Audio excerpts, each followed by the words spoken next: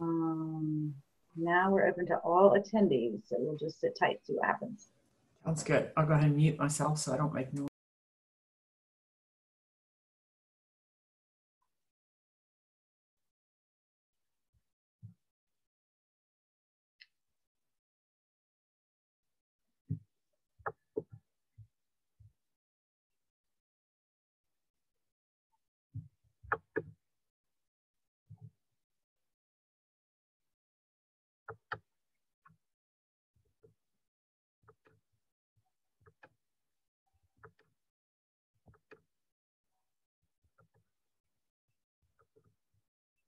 Wow. Good morning, everyone. Morning.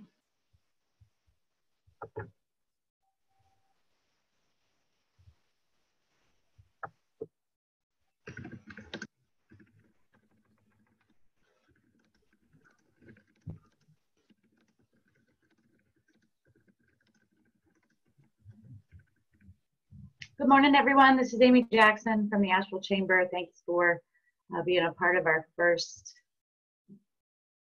of the series of the three hosted by Meridith, Elliott, Powell webinars, turning uncertainty into opportunity as we go through this uncharted territory. We're going to give it a few more minutes and let a few more people come on, but thank you again for being here.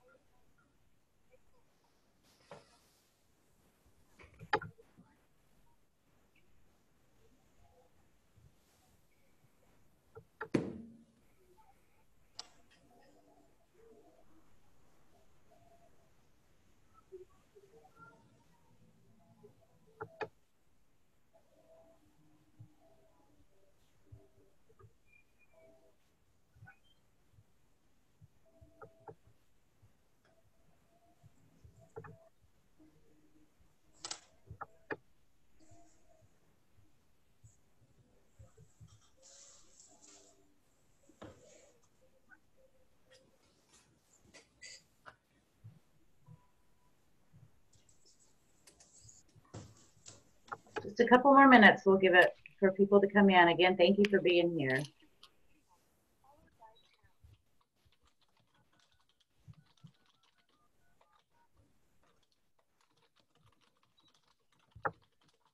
Enter your participant ID followed by pound. Otherwise, just press pound to continue. You have joined the meeting as an attendee and will be muted throughout the meeting. All right, let me see. If you would mute yourself, that would be great. Thank you.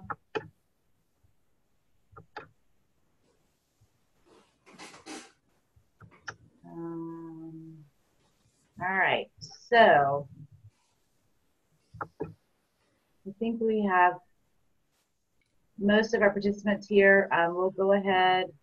Well, I think maybe I have a few more I can let in.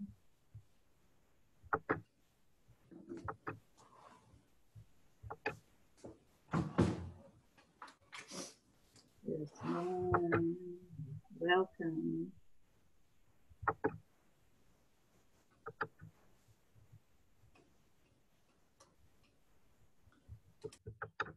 Okay, two more.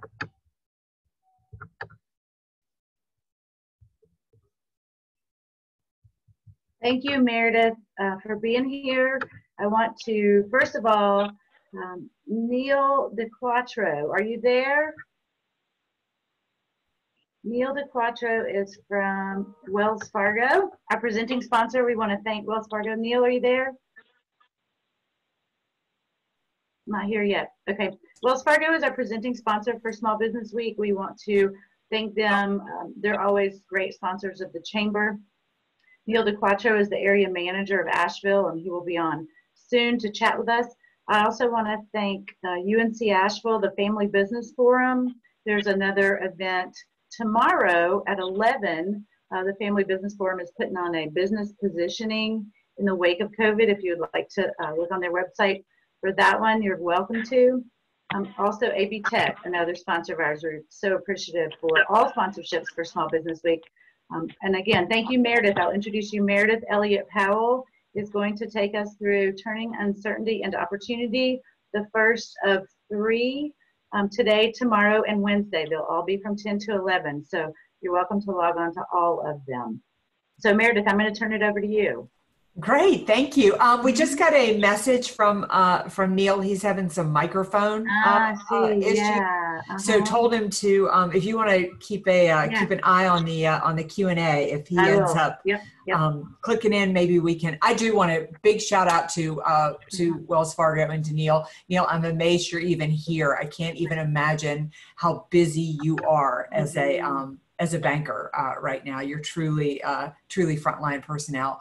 Welcome to my home here in Asheville, North Carolina. I am really excited about this webinar series for a lot of reasons. Number one is I really do believe together we can emerge successful. But number one, it's all based on a book I started writing a couple of years ago called Thrive, Strategies to Turn Uncertainty to Competitive Advantage. And while I was not exactly preparing for a pandemic, it was preparing me for what some of today's most successful companies that have been around since the 1700s have really done to make it through every economic downturn, every economic depression, and disease, and everything else that we have faced. And so all 3 parts of this webinar series are going to focus on all those things. So if you give me just a minute, I am going to I'm going to share my screen. We're going to walk through a series of slides, but understand I am here working for you. So I'm going to ask Amy to keep an eye on the Q&A, because that is where you want the questions, I imagine. I am so happy to answer questions, and if I've got the answers, I'll certainly share those. And if not, then you've just given me some homework for between now and the next couple of webinars that we've got. So let's go ahead and dive in. All right. So today we are going to talk about part 1 for thriving in uncertainty, but really turning uncertainty to your competitive advantage. And part 1 today is going to focus on sustaining your business. It's the foundation. We've got to make sure in the next year that we all stay in business. And just so you know, I spend my life as a keynote speaker. Typically today I would be on an airplane somewhere in the world on a stage in front of audiences. So maybe like many of you, my entire business has blown up. I am feeling the exact pain that many people in our community are feeling. So these strategies that I'm sharing with you today are the exact strategies that I'm following in my own business based off the research that I did for the book. Now, that's me right there. There are a couple of my qualifications, but really my passion is helping organizations, leaders, and sales professionals learn to turn uncertainty to competitive advantage, because we are living in a very uncertain marketplace. In fact, I call the world we are in right now, as businesses are starting to turn back on, this is our false normal. The way that we need to do business for the next 3 to 6 months won't be how we do business a year from now, won't be how we do business 18 months from now. So you've got to really be able to build a business that can be fluid, that can change, that can not only adapt, but can actually see the changes coming so that you'll learn to actually control uncertainty. And today, we're going to start the foundation of that. In fact, Amy has allowed me, and the Chamber has allowed me, to do a 3-part webinar series where we're going to, 1, stabilize your business. Number 2, tomorrow, we're going to talk about how you actually grow a business in all this uncertainty. And yeah, believe it or not, you can grow a business even in the atmosphere that we are in right now. And number 3, transform. And the reason, again, I say transform is because again, the business that you had before the pandemic, the business you're running now, is not going to be the same business that we're going to have down the road. There's an opportunity to truly evolve your business and take it to the next level. So let's go ahead and dive in. So what are we going to cover on Tuesday and Wednesday? Tuesday is going to be growth in a crisis, and Wednesday is going to be transforming in the marketplace. But today, we're going to cover the 10 strategies that you need to know to stabilize in uncertainty. And why do I start there? Because we've got to stabilize the business. We in order to grow the business, in order to transform the business, we just got to make it through the next couple of months. And, you know, I'm sure we have all different types of people on this webinar. People who are like me, and your entire business model has blown up. Some people have seen small interruption, but nobody seems to have escaped having some impact from this pandemic. So to stabilize the business, there's 10 strategies that I want you to start with. Number one is survive reality. I originally wrote this strategy as just embracing reality, but the truth is we are in survival mode. And the first thing that you need to do in survival mode is you need to get your head around what's happening, and you need to accept the reality. I feel like so often when I talk to clients right now, I've got people in one of two camps. Number one, they're caught like a deer in the headlights and they don't know what to do or where to turn. Or number two, they're optimists. They're like, this will end, this will be over, everything's going to be okay.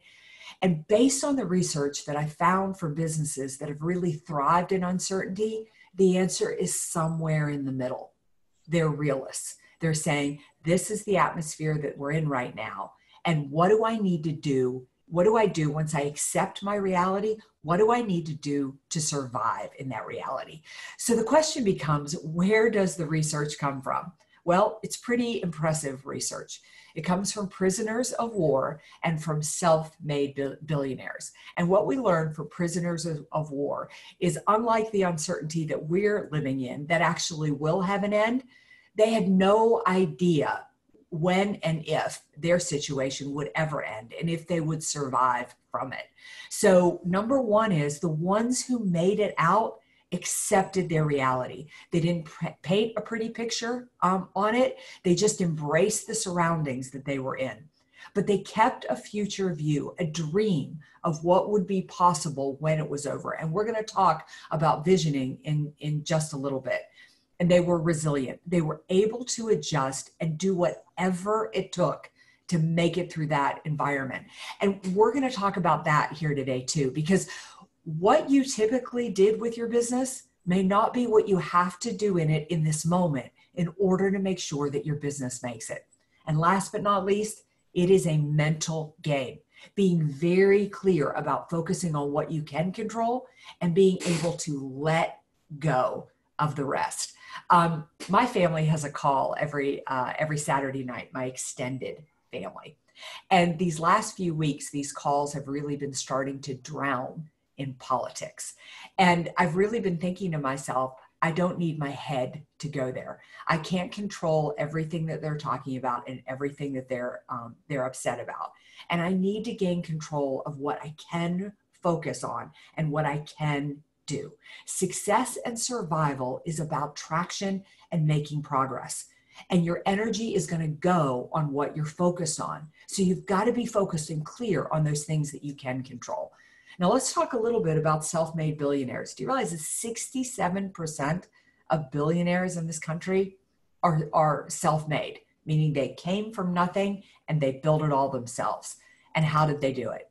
They accepted no net, that no one's going to rescue them or pay the bills.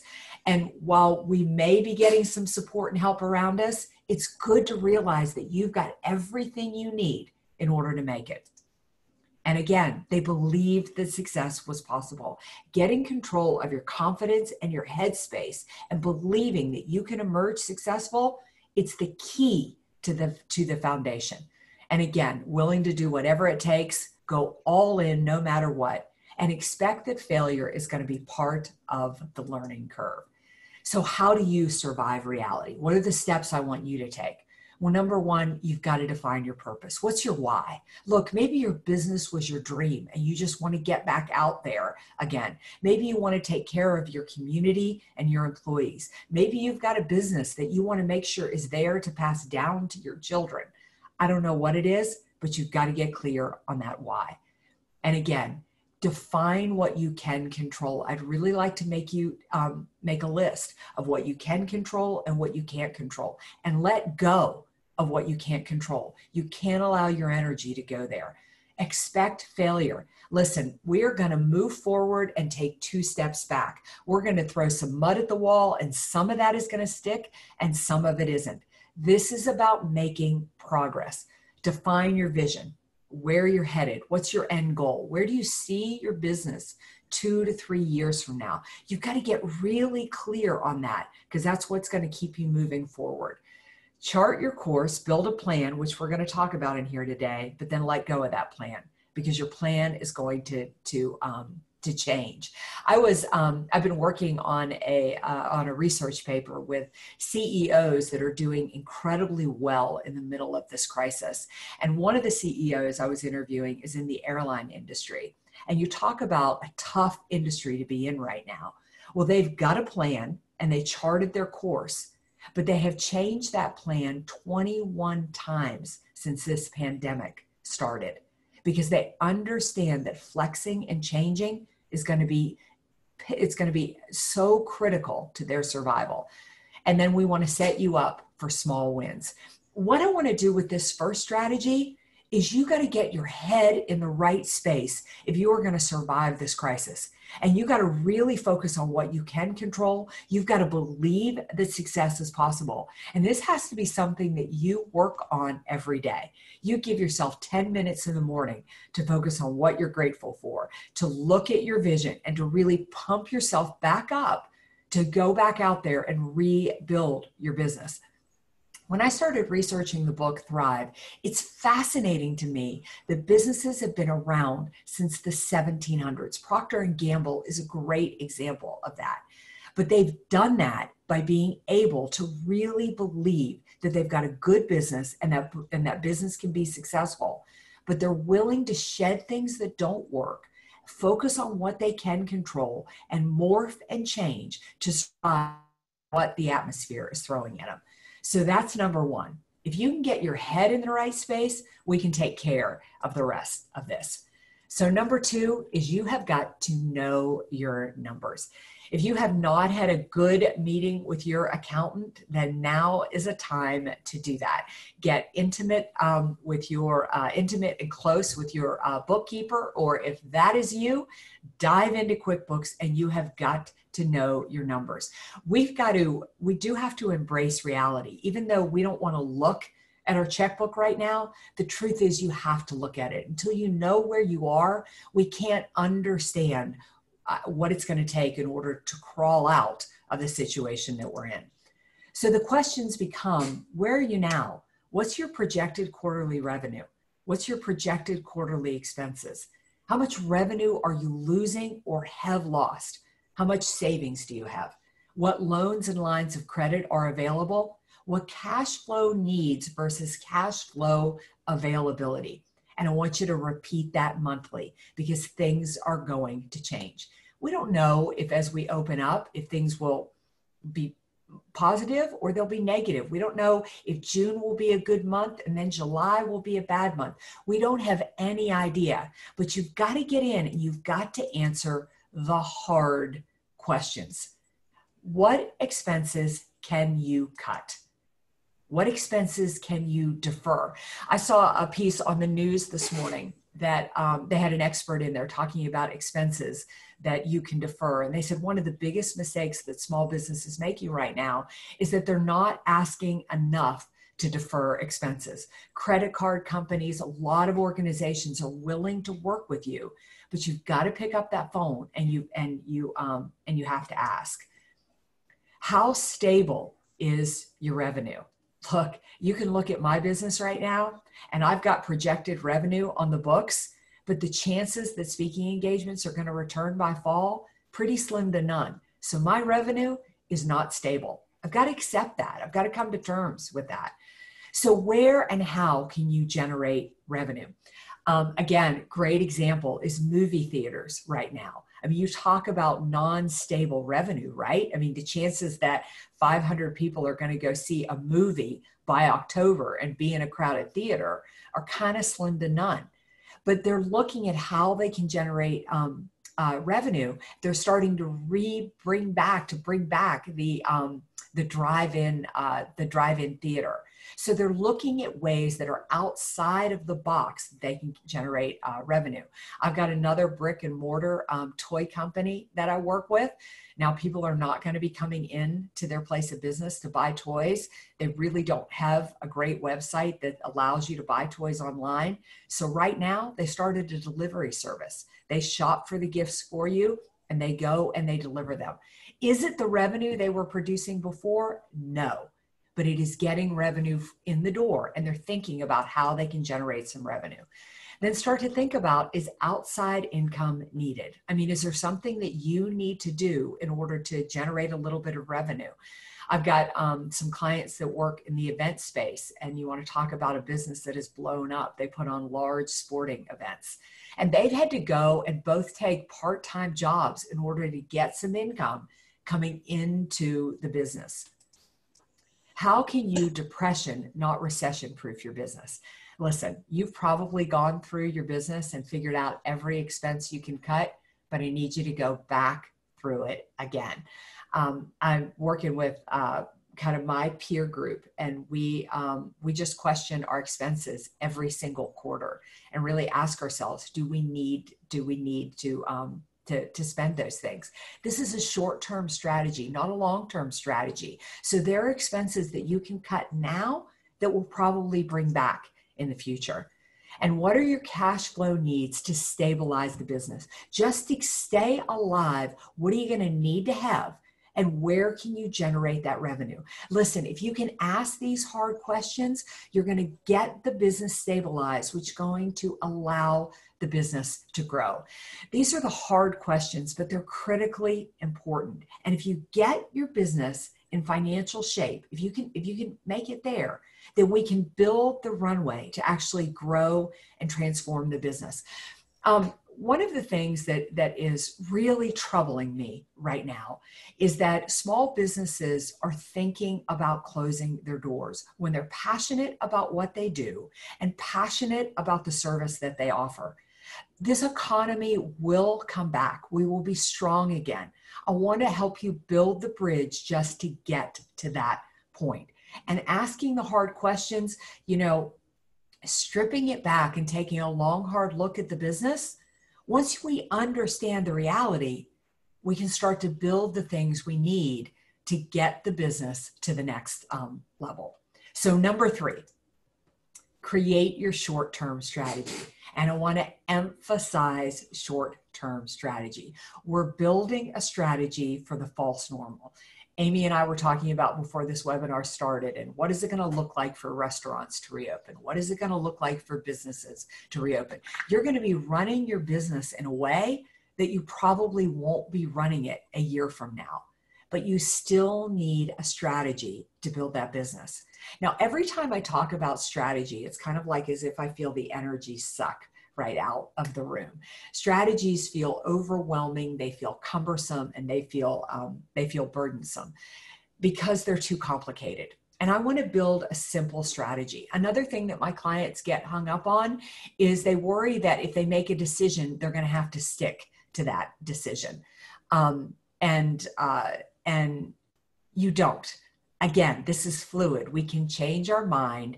And we can put new goals in there. Poor Neil can still not join, and he just wanted to say that he is so grateful for the opportunity to sponsor this event during such a critical time for small business.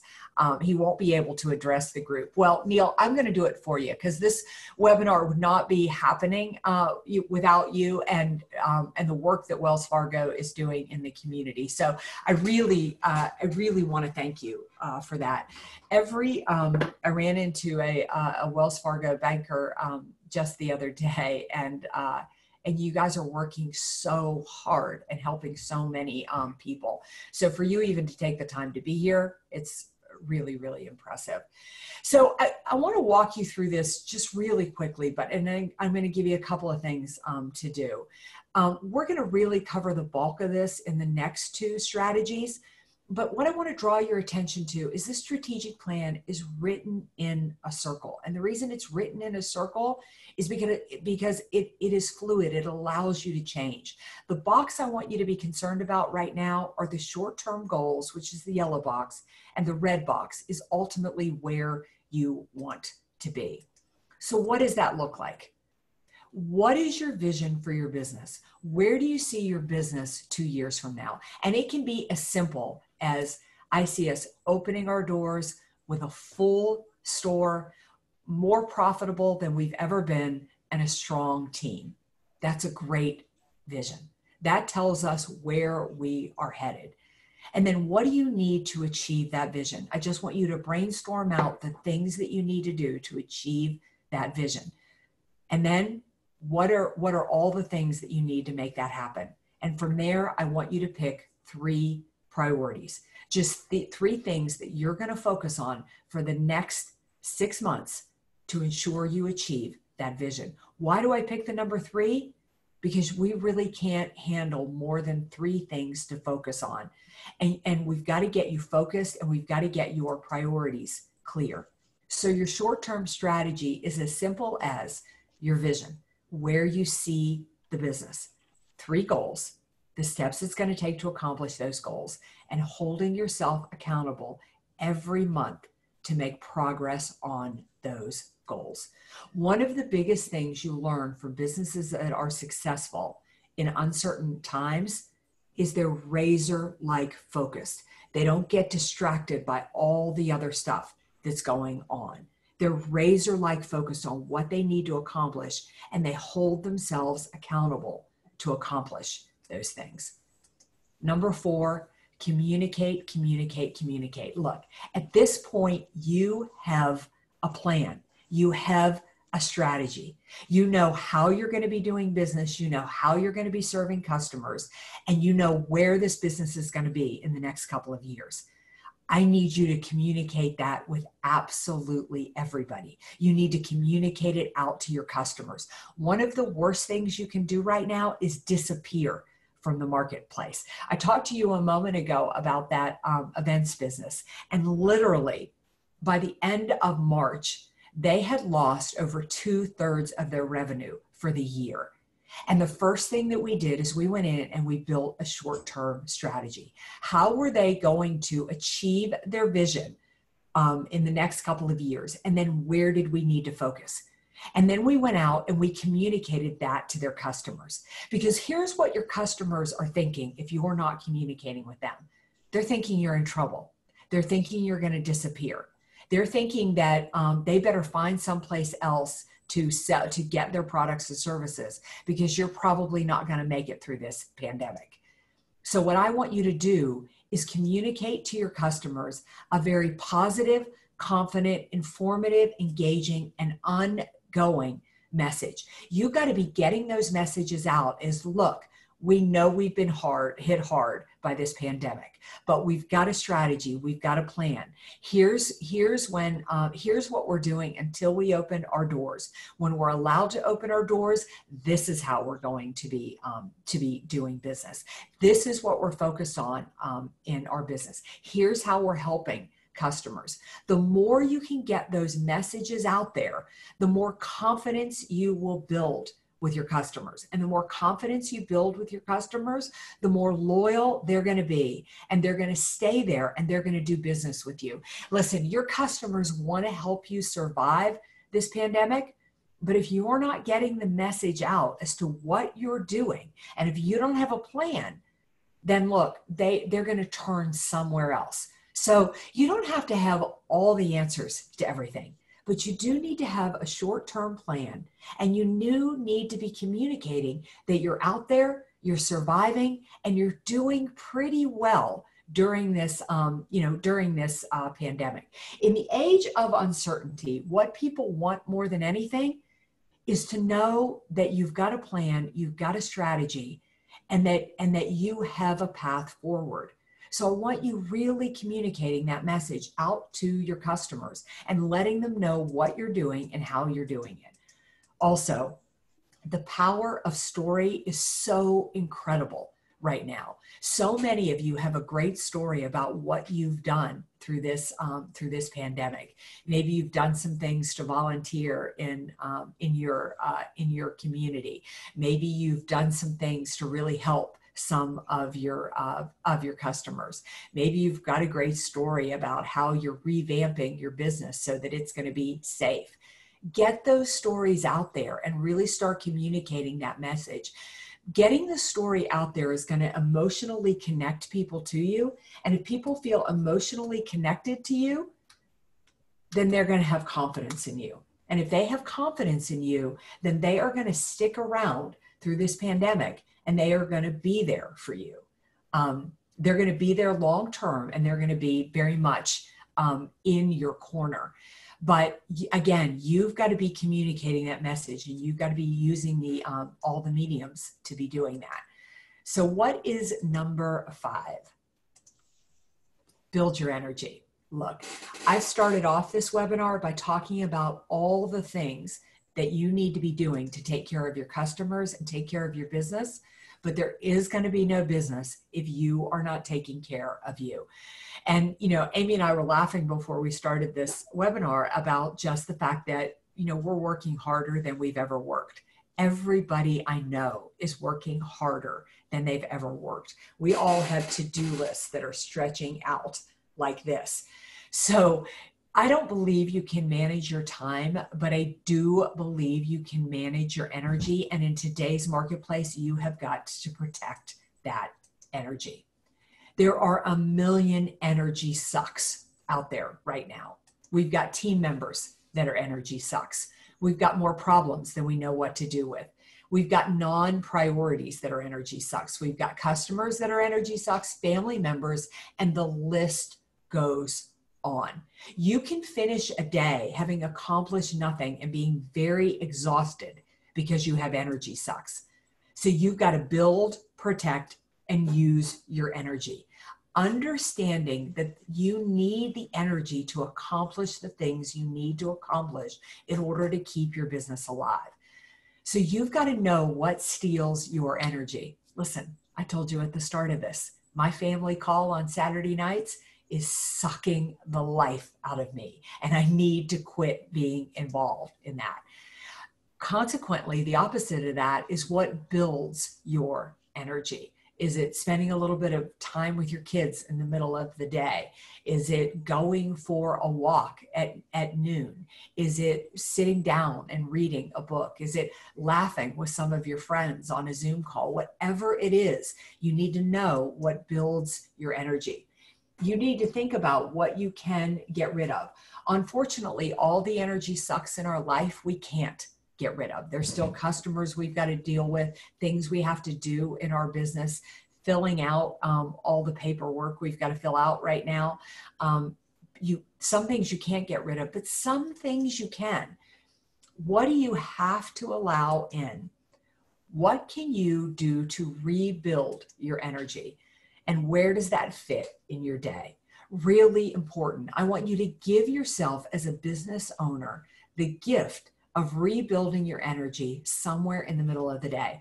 I block my calendar for 2 hours every day in the middle of the day to go do something outside, whether that's ride my bike, play a round of golf, go for a hike, hit tennis balls with my husband, whatever it is, because that gives me the mental break to come back in and go back to work for another 5 or 6 hours. Listen, I don't know any business owner today that is not starting at 6 o'clock in the morning and finishing at 9 o'clock at night. And you need to be doing some things to help you build your energy, because we're in for a marathon, not a sprint. And you're going to need the energy to get to the end of it. And all day long, everybody is sucking the energy out of you, and you need to build the energy back into yourself.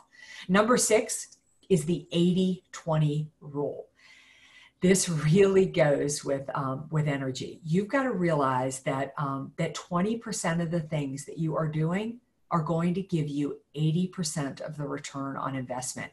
And you need to get clear on your priorities and shed things. So this is what I want you to think about. What strategies are you doing that will lead to revenue?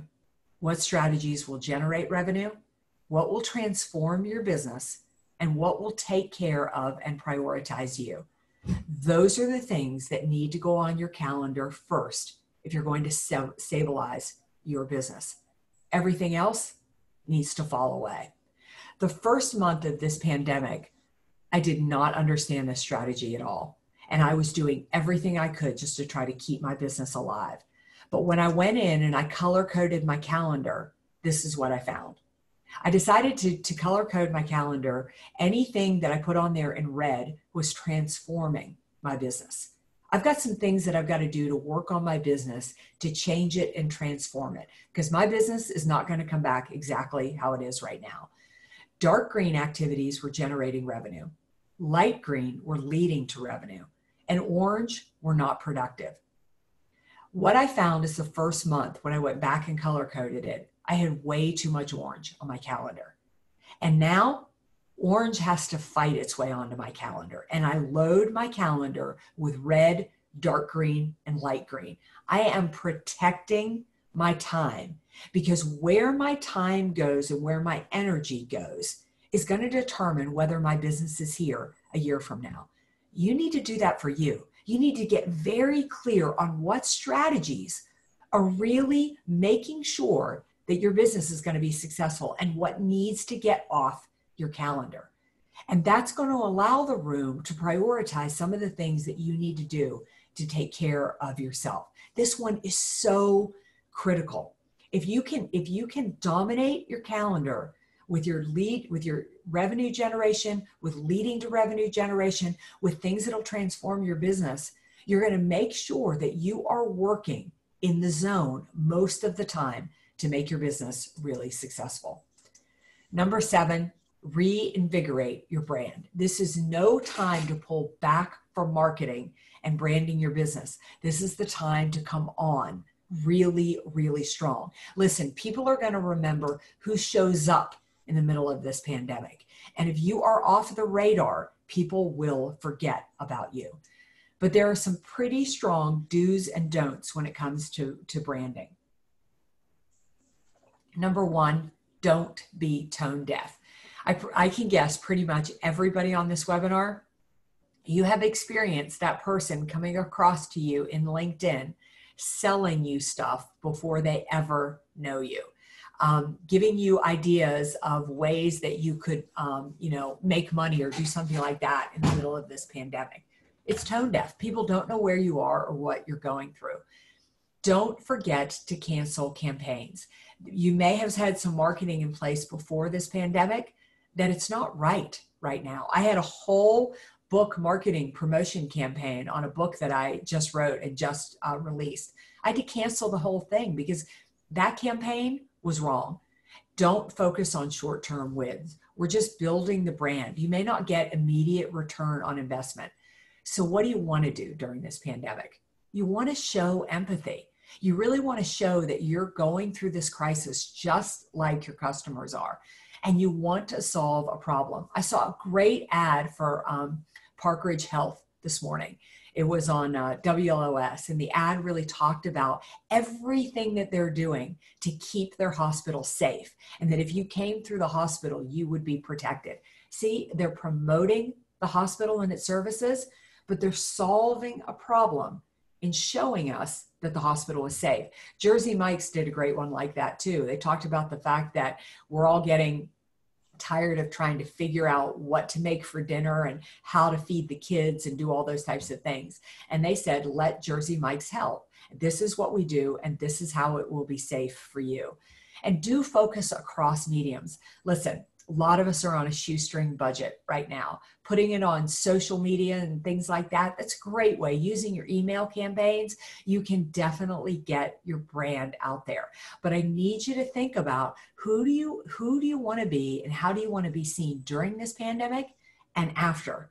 And then you need to be getting that branding message out there. And do use hashtags. They're really powerful right now. You know, selling through a crisis, succeeding through a crisis, you know, COVID-19, those things will get your brand, you know, noticed and attached to. So understand that you need a new plan, and relevancy is key. How is what you're doing relevant to either the pain points your customers are feeling or what's going on in the marketplace? And support versus sell. There will be plenty of time down the road to sell, but if you start out supporting, the crazy thing is you're going to find some opportunities to sell and play the long game. You can shape your image and keep adjusting your strategy to be even more successful. So don't shy away from building your brand. Come on strong. We were watching television last night and my husband asked me, he said, what do you think about marketing right now? And he said, don't you think it's a waste of money? And I said, no, I think it's the best money you can spend if you're doing it right. Why? Because most of your competitors have evaporated from the marketplace. So you want to come on, but you want to do it in a way that is smart. Number 8, focus on retention. We can all be so focused on trying to get new business in the face of this pandemic. But the truth is, you want to focus on your existing customers. They're the ones who are going to carry you through this crisis. But more importantly, they're the ones most likely to buy. They already know you, they already like you, they already trust you. And quite frankly, they want to make sure that you are here after this pandemic. So I want you to focus on retaining your existing customers. So make a list of all your customers. And I want you to go back 3 to 5 years. I personally went back 6 years in my business. Everybody that I have worked with in the last 6 years. And I want you to check in. I just want you to reach out, ask how they're doing, and really get a temperature check of what they're experiencing in this pandemic. And they're going to give you a gift. They're going to talk about what they're doing to survive. They're going to talk about their biggest pain points, and they're going to tell you what their most urgent needs are. And in that, you're going to get to take a small action. This just happened to me the other day. I reached out to a client that I worked for 4 years ago, and I just checked in, and they have a fairly large sales team, and the sales team is struggling right now. They've never had to sell virtually. And he's not interested in a huge training program or anything like that. But he said, I just need them to have some questions answered. I said, well, I could do that. I said, could we just jump on a call for 30 minutes and I'll do a Q&A with them and help them get over the hump. So it's taking small action to solve the problem that they're going through and engage everywhere. I'm doing Facebook pages right now. I'm doing LinkedIn lives. I'm reaching out to people. But if you focus on your existing customers, they are going to be more loyal to you. And from there, you're going to find sales opportunities. But every time I mention existing customers, people tend to think about people that they worked with in the last year. No, this is the time to go deep. I want you to go back 3 to 5 years, have those conversations, reach out, and you're going to find business opportunities in there. But more importantly, you're going to find the information we need to actually grow your business. And we're going to talk about that. We're going to talk about that tomorrow. Number 9 is gather your peers. You need a support group. You need a group around you that you're meeting with on a regular basis. You've got to engage your network. I like to say it's a group of 5, but you need to meet at least on a monthly basis. Most of my clients, I'm telling you, need to meet weekly right now. Establish some ground rules that you're just going to focus on business. Nobody can go too negative. Focus on challenges and focus on your opportunities. This is where the brainstorming is going to happen, and you're going to continually learn how to solve the biggest problems that your business is facing. And you're going to find the path forward. But you need a network of your peers. Again, Amy and I were talking before we got on this webinar, and she was talking about the fact that the chamber held town halls last week, which was just great. But they did it by industry. by people who are experiencing the same problems and the same challenges. And that's what you need to be doing too. You've got to have a group of peers, people that you are talking with on a regular basis that you can bounce ideas off of. And number 10, I want you to prepare for growth. Because if you do number 1 through 9, then we're ready for the next webinar. So here's your roadmap for the first day of week 1. Number 1, you have got to survive reality. You've got to get your head around what you have got to do in order to, you got to believe that you've got a path forward, but you've got to let go of ego and be willing to do whatever it takes. I don't know about you, but if I had to deliver, pizzas at Domino's for the next couple of weeks, I'm going to do what it takes to make sure my business is here a year from now. Know your numbers. Ask those hard questions. Get the reality of where you are financially so we can discover the answers of what you need to make it through this time. Create your short-term strategy. I need a vision of where you're going and the 3 goals it's going to take you to get there. And communicate that you have a plan to your customers. Tell them what you're doing, where you're focused, and that you are here for the long haul.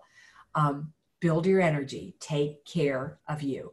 Focus on the 80-20 rule. You got to know what is generating you revenue, what's leading to revenue, what's transforming your business and making time for yourself. Everything else needs to be secondary on your calendar. Focus on reinvigorate your brand. This is the time to be getting your message out there, to deciding who you want to be before this crisis, during this crisis, and after this crisis, and get your brand message out there. Focus on retention. Focus on those customers that you've had for the last 3 to 5 years. Check in. You're going to find gold in what they tell you, and you're going to find business, I promise you. Gather your peers, get a support network, and prepare for growth. If you do those things, you are going to emerge successful. Now, I have one little bonus for you. If you go to my website, which is valuespeaker.com, just the words value and speaker.com, you'll find a purple bar across the top called Emerge Successful. And it is loaded with free tools and strategies, things that you need to help lead, help sell, and come through this crisis successful. So with that, if we are not connected, I would love to be connected. That is all of my contact information. You can also ask me questions as you look to, to come through this. But Amy, I'll turn it back over to you just to see if we do have any questions before we go. Yeah, do we have any? If you have questions out there, thank you, Meredith. That was so informative, so easy to understand. Great. Ryan, absolutely.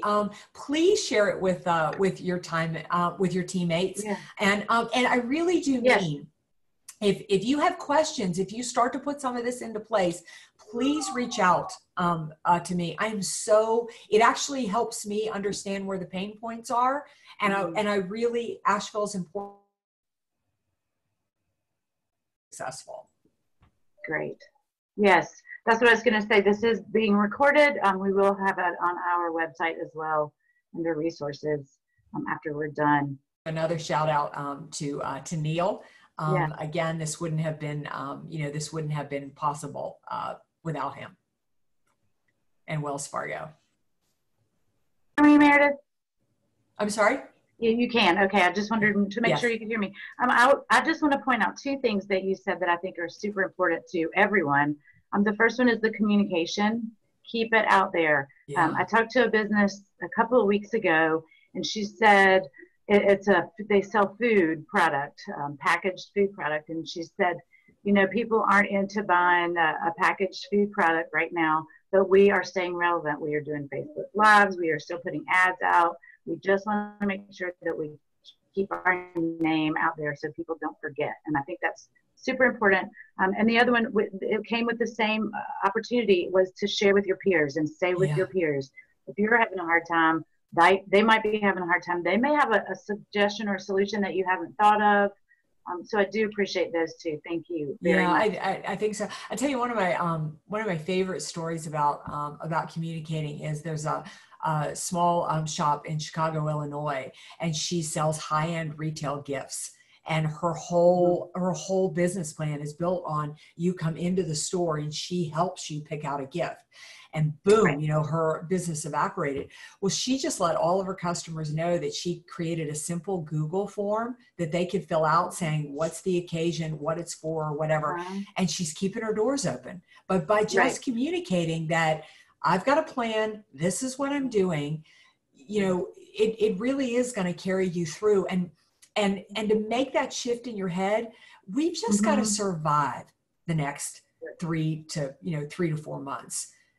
Business will eventually come back, but if you can just strip it down and do whatever you need to do to just survive, because you'll get to that point where you can make it. And I just think it's so fascinating the way, especially prisoners of war have done it. I mean, that's how they got through. They knew there would be, you know, a hope that there would be something at the end, but to do whatever it takes in the moment to get there. Right. Great. Thank you. Any more questions out there? Really appreciate Meredith. We so appreciate you being here. Thank you. Remember, tomorrow we'll be back on at 10 for the second part of the series. So we would love to see you all here. Thank you, Neil. I'll say thank you again. I'm so sorry. We'll work on it and you'll get there tomorrow. Don't worry.